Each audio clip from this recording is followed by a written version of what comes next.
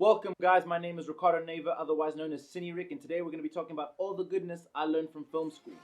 Hit the intro.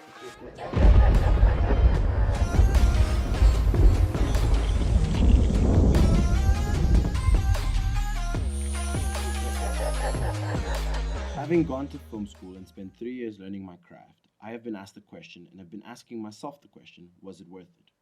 At the end of the day, I came up with a very simple answer and sort of a mantra for any decision I make in my life, whether it be work, academic, love, etc.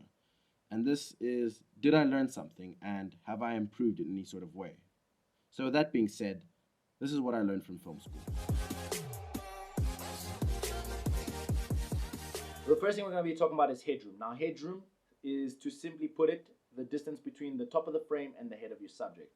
Its purpose is to make the image feel a lot cleaner and to draw the audience's attention on the subject of the frame by making them take priority. For example, they will fill from the top to the bottom of the frame and they will be the biggest subject. This obviously can be changed and manipulated depending on what your intention is for that shot and what the story requires.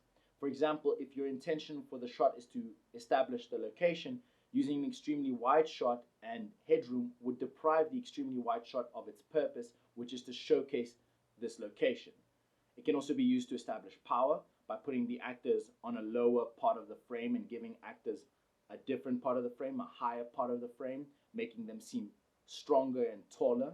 This can also be accompanied with shot angle, but that's all different stories. These are all just tools that help you create a story and help shine the message of the story.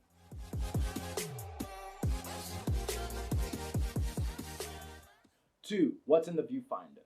That is the second thing I learned. I learned to take my time and look through my viewfinder because especially with today's modern technology, it is very easy to get an accurate representation of what's being recorded inside your camera and what you're being able to see through your eye.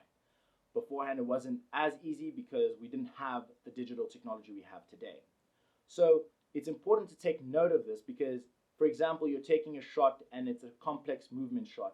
You don't want to have a light accidentally be in frame that you weren't expecting to be there. So it's important to take your time and look what's in the viewfinder so that everything within that frame serves the purpose of enhancing the story and making your shots look even more cinematic.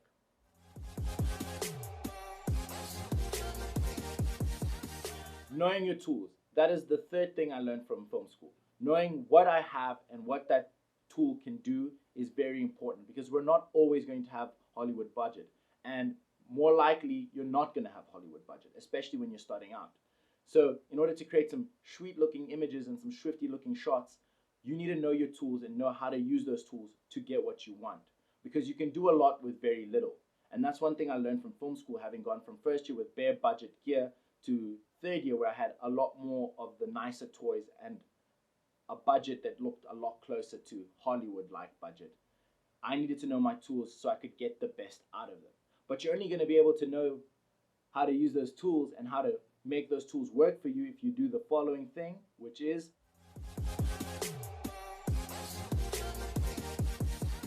practice. Now, practice seems like a very simple notion, but it's very important.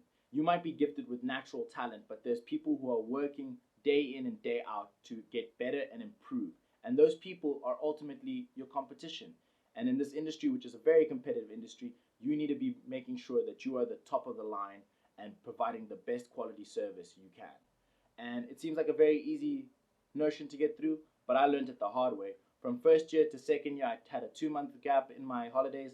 I didn't practice, I didn't touch a camera, and all my colleagues and peers were getting better. And so when I get back to second year, they far surpassed me and I was screwed. And I had to practice even harder just to get to a level that they had because they had 2 months ahead of me. So it's very important to practice and always get better.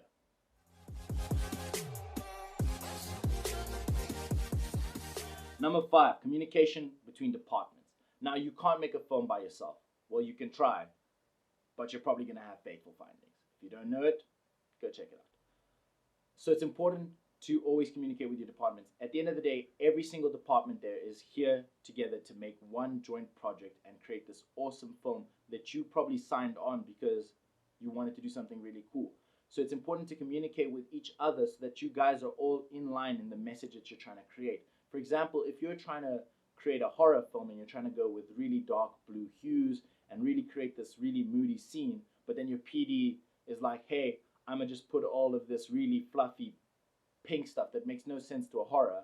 Granted, then your PD is pretty much dumb because it's a horror and he's bringing fluffy, cute things, unless that's what the story needs, but that's besides the point.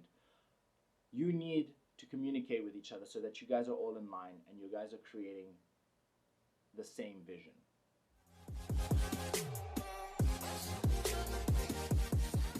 Understanding your role. It's important to know what your job is within a film set, because a film set is like an organism. Every person there has a specific job and has that job in order to make the film set run a lot smoother and get the project done a lot quicker. So it's important to know what your job is within that department and to consult with the people who have those jobs in order to make sure that everything is running smoothly. For example, you're not going to, as a cine assist, as a camera assistant, you're not going to go move a piece of production design or prop, because that might be crucial and the production designer needs to catalog that and store that away properly in order to avoid breaking, which can then incur extra costs on the production, for example. So it's important to know what your job is in that specific film set. And if you don't, Google and guys like me who are doing YouTube stuff can help you. So do the research as well.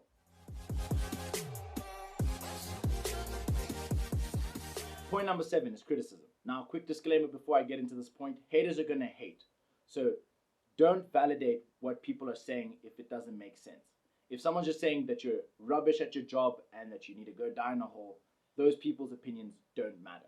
But it's important to listen to criticism because everyone has an opinion and an outlook on things. And sometimes those opinions and outlooks can help us grow and develop even further. For example, if someone was like, I really like what you did here, but I think this would have worked a lot better. It's important to introspect and reflect on what you did and then even check if that point is valid. And then based on that, decide if you're going to use it or not.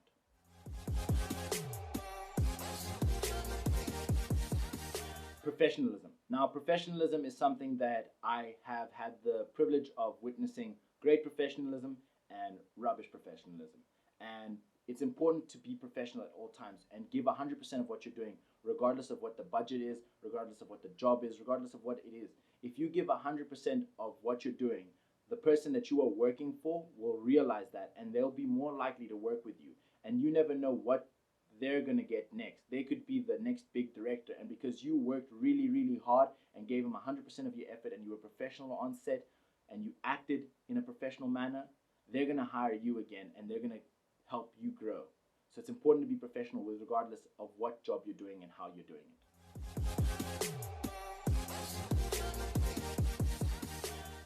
Point number 9 is value post-production.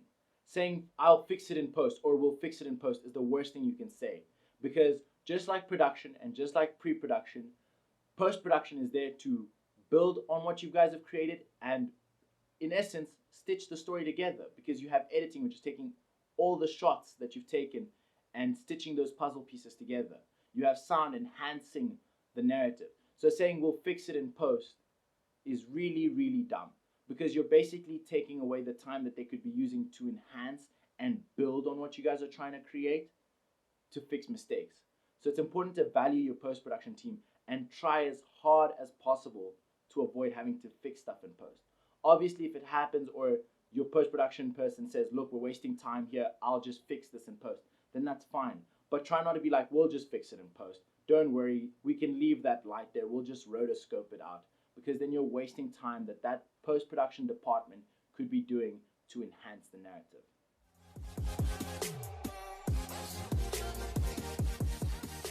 Point number 10, and it's the point that I've been building up throughout the whole video, is understanding and respecting your story. At the end of the day, the audience is coming to be immersed by the story. And the only way it's going to get immersed is that every single department, pre-production department, production department, and post-production department, is working and building towards the story and the message of the story. You don't want the audience to notice cinematography. That's what good cinematography is. It's cinematography that doesn't call out to itself, but rather helps immerse the audience. Good sound is sound that helps immerse the audience. You never want the audience member to be like, yes, this visual effects was so great, or this cinematography was so great, because you want the audience to be immersed in the story. And it's important that everything you do throughout the whole phase until release of the film is to understand the story. Thank you guys for watching. If you enjoyed this video, feel free to like, share, subscribe, do all that funky, funny stuff, and I shall see you guys in the next one. Remember, if you want to see some cool stuff or want to give me some feedback, leave it in the comments below. I will read through it. I will take it into consideration because, as I said, criticism is important. Thank you guys so much.